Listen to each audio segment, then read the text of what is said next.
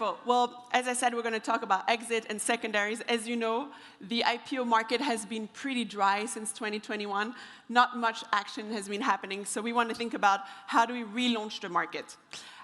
So without further ado, I'd love to hear just from all of you, just a quick one sentence about what you do. Alexandre, could you start us? Yeah, sure thing. Very happy to be here. So I'm a managing partner at 109 Capital. We're a specialist venture capital secondary fund. We'll discuss later what secondaries are, but we focus on buying portfolios from GPs or LPs. Anne? Hello, everybody. I'm Anne Germain. I work with Bpifrance. We're the French state organization that basically provides financial services and solutions to small and medium-sized enterprises and startups. I work more specifically in the fund of funds department in innovation. Thank you. Benjamin? Sorry. Hi, everyone. My name is Ben Joffe. I'm a partner at SOSV. We invest in early-stage deep tech startups. We typically the first check in companies that have just a founding team on the early prototype, and we back about 80 new startups every year in climate and health tech all around the world. Thank you. So we're going to talk about exit and secondaries, and we're going to focus on technology and in climate tech specifically today for the purpose of this discussion. But before we jump into these technologies, we want to first find out, why are we even talking about this? Why do exit and secondaries even matter? And what does a healthy climate tech ecosystem look like? Benjamin, would love to hear your insight on that. Yeah, so what's interesting, I think, in investment is that exits sort of condition what comes at the beginning. And if nobody believes there can be an exit for the startups to invest in early on, then you just don't find the money to invest it unless you have that money yourself. So as a deep tech fund, we have to show that we see a hope for all the companies we back in many sectors that are not proven yet. There might be very clear demand. When you deal with deep tech, generally you deal with big problems. You deal with energy, you deal with food, you deal with industry. But so far, you mentioned the IPO market, many exits, the vast majority of exits, actually M&As, and there just hasn't been that many deep tech M&As in impact sectors.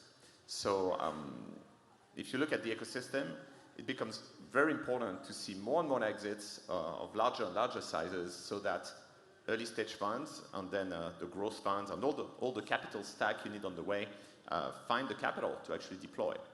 So that's my take on the ecosystem. Thank you, Benjamin. Anne and Alexandre, do you have anything to add? Well, yes, absolutely. If you don't have exits, you're not going to have investors. So ability to show liquidity is absolutely essential. Otherwise, the impact sector is just never really going to scale. Right. So now we've covered, why does that even matter? And obviously, climate tech is a new sector, right?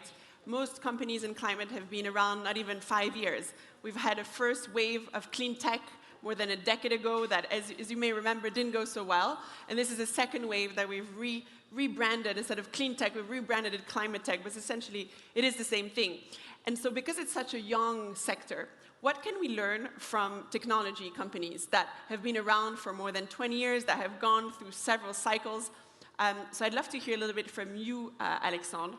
What can we learn from technology that can be applied to climate tech? Absolutely. So just to piggyback on what had just been said, I think we all agree that we have a liquidity problem, and we have a liquidity problem at different levels. And when I say we, is us practitioners in the room, so VCs and impact VCs, but also private equity managers, public equity managers. So I think the relationship between tech and VC in general, and impact specifically, is that as of today in 2024, we have a main problem, which is we need to provide liquidity to the ecosystem, as I was saying before, at different levels, for employees, for founders, at company level. We need to provide liquidity to LPs. We also need to provide liquidity to GPs for them to be able to distribute more cash to their LPs and DPI. So I think now the parallel between tech and impact is that although impact is a younger market, we are at the same stage. Does anybody have something else to add on that note in terms of what can we learn from technology, exits, and liquidity in that market that can be applied to climate? I think things have changed a lot, actually, for the past 20 years, because at the time, it was really concentrated around very specific things, around energy production with solar and wind, EVs and batteries associated. So it was pretty narrow in the whole kind of impact landscape. And today, it's really everywhere. When you think about climate tech, I mean, it's energy, it's food, it's industry, it's transportation, it's of course all the nature-based solutions, all kinds of things. So it really touches almost everybody. There's now also huge changes in the perception of governments, perception of people. So earlier you asked the audience if people were investors or startup founders. I'd like to ask another question. So who works in a startup with a company with impact? So, okay, who would like to work in a company with impact? If not yet, okay. So you see, I think there's a big shift that's happening also in the market in terms of where the talent is going. And the talent wants to go to impact companies, but if you can't fund them, finance them, they can't hire people. And I think the earlier session there was discussion about Nobel Prizes, so we were discussing earlier that Nobel Prizes are very great, but they're a very big lagging indicator of innovation, because it's after decades of research that finally you get a Nobel Prize when you're basically about to retire sometimes, right? or past retirement. And that's a problem, because if you need that validation to start a company, for instance, to apply that research, then it's very late. And in the case of startups, you also can't wait for exits to happen in your sector to validate what you're doing. You have to believe that it's going to work. And it's not just for crazy ideas, but I recall a conversation in the US with one of the founders of a company called Form Energy. They do long duration energy storage. It's really important on the grid to store intermittent energy like solar and wind. And the team's fantastic, from MIT, like super well-known professor. One guy used to work at Tesla for I don't know how long. And the team's fantastic, but even then, when they started, they just had a hard time finding the first round of funding, and they were not sure there would be anybody to follow on. And when I talked to the founder, he said, well, luckily the market has changed in about 4 or 5 years, and now it's fantastic, and that company is a multi-billion-dollar valuation company. So there's all this problem of kind of having some kind of belief that it's going to work, and it's going to be not only useful innovation, but there's going to be some path to liquidity at some point. And I think another thing that's evolved is ESG, and how a lot of institutional investors have now integrated that in part of their investment decision, which is an opportunity, but also a risk for a number of startups and companies. And by risk, I'm referring to potential for greenwashing, of course. Thank you. Alexandre, anything you'd like to add? Any disagreements? No, I agree. Maybe a few examples again on very quickly. If we take the three levels of three levels where you can provide liquidity in private equity, venture capital, and impact. So the first one is LP stakes. There was a recent transaction between Blue Earth and British Intelligence Initiative, where Blue Earth bought 3 funds from BEI. The main positive thing of that is that Blue Earth buying those LP stakes brought more liquidity in the system and enabled people to reinvest. So that you see how that can apply at LP stake. It also works at portfolio level. In Europe, we don't have as many organized, structured secondary funds focused on impact as of yet, but there are 3 in the US. One of them is North Sky. North Sky completed a transaction last year where they bought a 100 million portfolio from Total Energy, and which they gave and they passed to a new GP for hire, as we say in our jargon, so a new manager to manage those assets. And the last thing that I'll say, I'm a former VC as well, I've invested in more than 200 companies over the last decade, is that the big difference that I see in secondaries and impact, to answer your first question, Helena, is that when you invest into tech or into software, the key issue is about finding product market fit. And that product market fit, it's always difficult to find. I think that with impact, especially in climate or other, in whatever sector, product market fit is there. If you're replacing traditional cars with EVs, you know that people will continue to use cars. There might be other ways of transportation, but the car will still be there. So you don't have that product market fit issue. So from a secondary perspective, coming in late, or 5 or 6, 7 years after that investment has been made, you can also prove that the technological part has been achieved. So it's a better way maybe to enter into the market. Yeah, if I may, actually, I think there's multiple aspects of product market fit. I mean, there's a technology aspect, but there's also, and that's really important for scaling, is do the unit economics work? And that's something you can verify pretty early on with a SaaS company.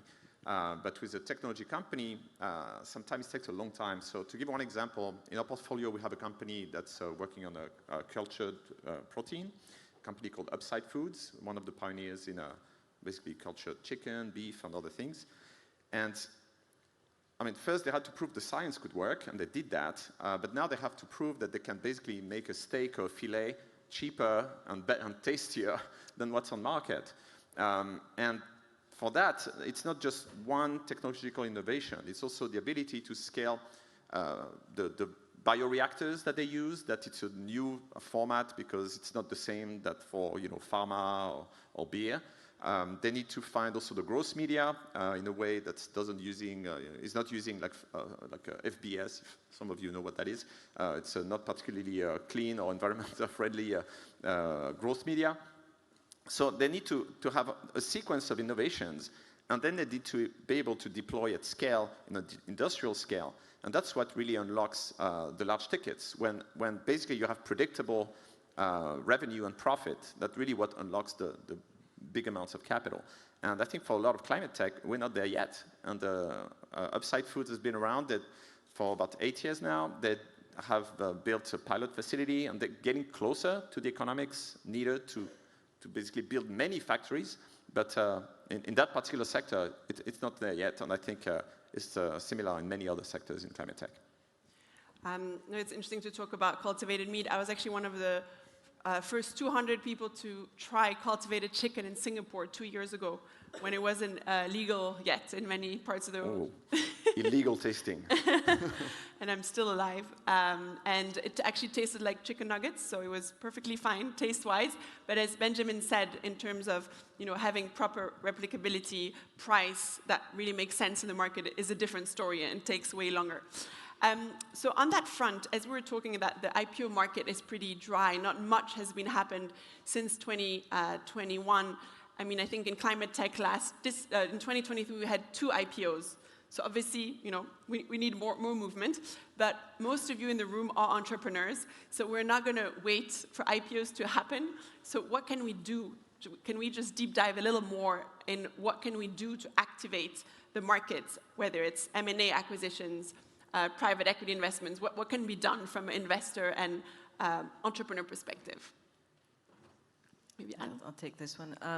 So you mentioned IPO, which is always the growl for a lot of entrepreneurs who, very ambitious entrepreneurs, won't worry about the issues in Europe more particularly, but a lot of work is being done at all bunch of different levels of government and in the European Union to have a more liquid market in general.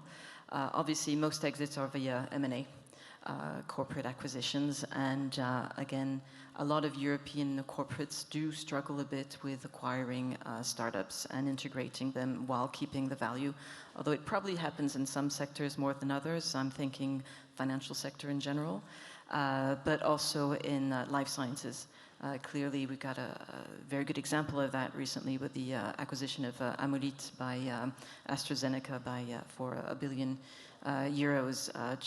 what was announced, I think, last week. So you do have those great stories, but they tend to be maybe more focused on specific areas. Another big initiative that's been taking place in France, but also at the European level, has been the development of growth funds. I think everybody knows that most companies now stay private for a lot longer than they used to be. Speaking about IPOs and in general, I don't know the statistics, but effectively you've got a lot less companies are actually listed nowadays than 20 years ago. Ergo, you've got a lot more private companies. And so how to keep on financing those companies until they reach that scale? Well, you need further funds, growth funds, and that can be also an opportunity for liquidity for the earlier stage funds, or at least for partial liquidity when they exit. And finally, and maybe a more creatively, so those could be considered secondaries, an acquisition by a growth fund or a buyout fund. And finally, we've got what we call GP-led secondaries, where somebody would acquire part of a portfolio, providing liquidity to the existing fund or the LPs of those funds. Again, providing that liquidity and allowing other investors who are keen to get in. Those are some of the different options that exist. Great. So to boost the market, aside from IPOs, we have GP-led secondaries and obviously private equity investing. Do you have any examples to kind of bring those types of boosts to life, to the audience, of things, maybe deals you've worked on? You know, you work for the French Sovereign Wealth Fund. You must have a lot of interesting insights on the market. Yep. Listen, GP-led secondaries tend to be rather confidential transactions, so I can't really comment on that. However, on the growth side of things, an example recently has been the acquisition of Vade Secure by Hornet Security, so creating sort of a European champion in the cybersecurity space, and Hornet Security is actually supported by an American growth fund called Providence Strategic Growth, so that can be an example of that kind of sort of rolled-up operation that can provide some liquidity. Wonderful. Alexandre? Yeah, maybe one word on GP-led without without mentioning any names. It's an interesting model and technicality that appeared 10 years ago in secondaries. It's really applied in private equity, for the time being less so in venture, because more often than not, managers don't want to trade their trophy assets and their fund returners, and then they get an issue with their talent portfolio. But if you think of it from an impact investing perspective, what you see is that as an LP or as a secondary fund or as an institutional investor, backing a GP-led transaction, so basically giving new money to managing, passing their best assets into one vehicle, into a continuation vehicle, gives you access to impact assets or climate assets immediately. So if you're an institutional investor trying to deploy, you have to go through the cycle of investing with funds, and so you need, by doing those GP-led transactions, you can get to best assets more quickly. The other thing, from another technical perspective, if you think about Article 8 and Article 9 of SFRD, it's also a way to take some assets that may not have not qualified in their existing funds, and while you pass them into the continuation vehicle, ask for those Article 9 requirements to be applied. Benjamin, anything you'd like to share? Disagreement stories? Yeah, like just something came to mind that was more relevant 2 years ago. There was a one-word SoftBank that was great for liquidity for late-stage investors. But I think I'd like to look at something a bit beyond that. Is why do we need liquidity along the way? It's also partly because, as was mentioned earlier, there's not enough M&As.